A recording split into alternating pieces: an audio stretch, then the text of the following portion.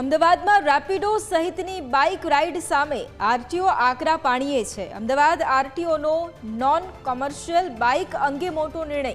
ભાડે ચાલતી રેપિડો બાઇક અને અન્ય રાઇડ પર પ્રતિબંધ મૂકવામાં આવ્યો છે। રિક્ષા યુનિયનની ફરિયાદના આધારે આ કાર્યવાહી કરવામાં આવી છે। રેપિડોને ફક્ત રિક્ષા ચલાવવા માટે પરવાનગી આપવામાં આવી હતી। ટુ વ્હીલર સર્વિસ આપતા નિયમોનો ભંગ કરાયો છે। છેલ્લા ઘણા સમયથી રિક્ષા ચાલકોએ ફરિયાદ કરી હતી।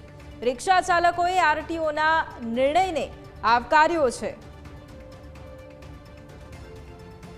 અમદાવાદ સહિત રાજ્યભરમાં અનેક ટુ વ્હીલર જે પ્રાઇવેટ પાસિંગના છે તે ટ્રાન્સપોર્ટ વ્હીકલ તરીકે ખાનગી એપ્લિકેશનમાં ફરતા હોય છે। તેના જ કારણે હવે અમદાવાદના આરટીઓ દ્વારા નિર્ણય કરવામાં આવ્યો છે કે જે રેપિડો છે તેની સેવા 30 દિવસ માટે સસ્પેન્ડ કરવામાં આવી છે। તો બીજી તરફ ઉબર જે છે તેમને પણ 15 દિવસની નોટિસ ફટકારવામાં આવી છે, કારણ કે આ એવી એપ્લિકેશન હતી જેમાં જે નોન ટ્રાન્સપોર્ટ વ્હીકલ છે તે પણ રજીસ્ટર થઈને ધંધો કરતા હતા અને તેના જ કારણે રિક્ષા ચાલકોને મસમોટું નુકસાન થતું હતું।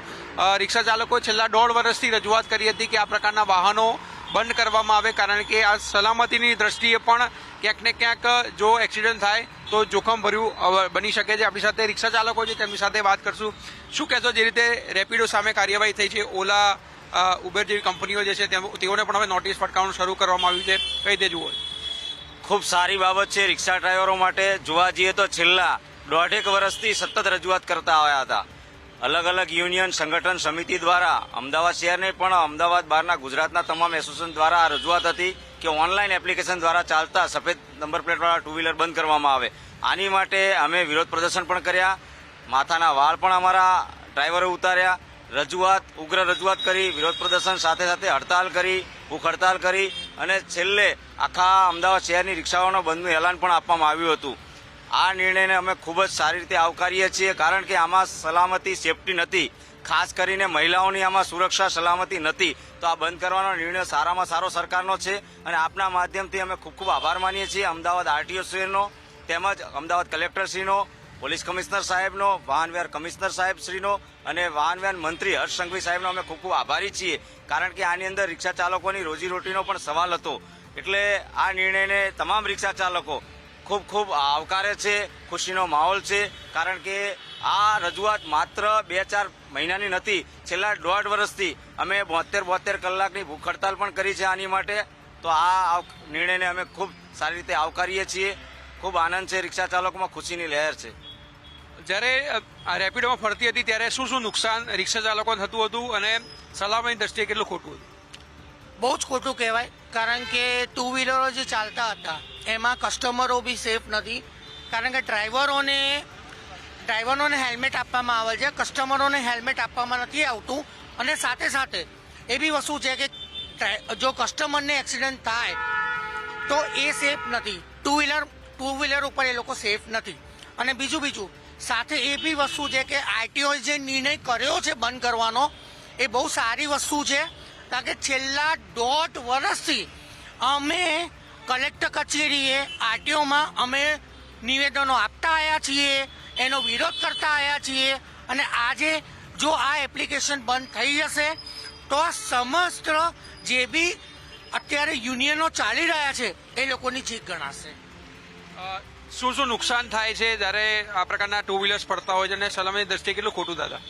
ટુ વ્હીલરમાં રેપિડોમાં જે ચાલે છે એમાં વીમો પાસિંગ વગરની ગાડીઓ હોય છે, જ્યારે પેસેન્જર એક્સિડન્ટ થાય તો કંઈ બધું નુકસાન થાય, કોઈ જવાબદારી લેતું નથી, બરોબર। અને બીજું કે રિક્ષા ડ્રાઈવરોને પણ મુશ્કેલી બહુ પડે છે, ટુ વ્હીલર ચાલે છે ગેરકાયદેસર। એટલે આરટીઓ અને આ જે કમિશનર સાહેબે જે રજૂઆત કરી એ સારું કર્યું છે કે ટુ વ્હીલરોને બંધ થાય અને રિક્ષા ડ્રાઈવરો સારી રીતે પોતાનું ગુજરાન ચલાવી શકે। કેટલું નુકસાન થતું હતું ટુ વ્હીલર ફરતા હતા તો રિક્ષા ચાલકોને? અને બહુ નુકસાન થતું હતું, કારણ કે એમને ધંધા રોજગારી મળતી નથી, ઓછી જે આવક થતી હતી એના કરતાં બહુ ઓછી થવા માંડી ટુ વ્હીલરોના હિસાબે। તો બંધ થાય તો સારું છે રિક્ષા ડ્રાઈવરો માટે। તો આ રિક્ષા ડ્રાઈવરો જે જણાવી રહ્યા છે કે ખૂબ જ આવકારદાયક નિર્ણય જે છે તે અમદાવાદ આરટીઓ દ્વારા કરવામાં આવ્યો છે, કારણ કે સલામતી દ્રષ્ટિએ જે છે તે પણ તે જોખમ ભર્યું હતું, કારણ કે મહિલાઓમાં ક્યાંક ને ક્યાંક અનેક ફરિયાદો પણ આવી હતી અને બીજી તરફ નોન ટ્રાન્સપોર્ટ વ્હીકલનો ઉપયોગ જે છે તે પણ કરવો ગેરકાયદેસર છે। ત્યારે આ પ્રકારની સર્વિસીસ જે છે તે બંધ કરવા માટે આદેશ જે છે તે હવે કરી દેવાયો છે। કેમેરામેન સુરેશ રાજપૂત સાથે આશુતોષ ઉપાધ્યાય, ન્યૂઝ કેપિટલ, અમદાવાદ. તો નોન કોમર્શિયલ વાહનને કોમર્શિયલ તરીકે ઉપયોગમાં લેવાતી બાઇક પર 1 માસ સુધી પ્રતિબંધ લાદવામાં આવ્યો છે. સફેદ નંબર પ્લેટના વાહનોનો ઉપયોગના પગલે આ કાર્યવાહી કરવામાં આવી છે. નોન કોમર્શિયલ વાહનના ઉપયોગના કારણે રિક્ષા ચાલકોના ધંધાને અસર થઈ હતી. ટુ વ્હીલર પર સવારી જોખમકારક હતી તેવું રિક્ષા ચાલકોનું કહેવું છે. અકસ્માત થાય ત્યારે ક્લેમ પણ નહીં મળી શકે. મુસાફરોની સલામતીને જોખમમાં મૂકનાર જે કંપની આવેલી છે રેપિડો, તેને સસ્પેન્ડ કરવાનો નિર્ણય કરાયો છે. અમદાવાદના આરટીઓ દ્વારા તેને 30 દિવસ માટે સસ્પેન્ડ કરવાનો નિર્ણય કરવામાં આવતા ન્યૂઝ કેપિટલ જે છે તેની જે બ્રાન્ચ ઓફિસ આવેલી છે ત્યાં પહોંચ્યું છે. નવરંગપુરા ખાતે આવેલું આ જે ઓફિસ છે તે હાલમાં બંધ જોવા મળી રહી છે.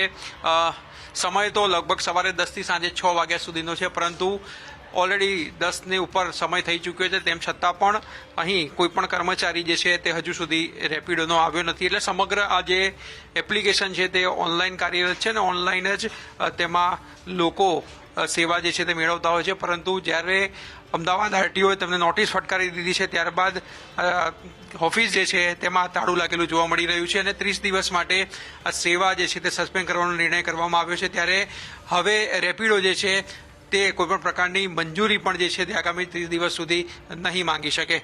કેમેરામેન સુરેશ રાજપૂત સાથે આશુતોષ ઉપાધ્યાય, ન્યૂઝ કેપિટલ, અમદાવાદ.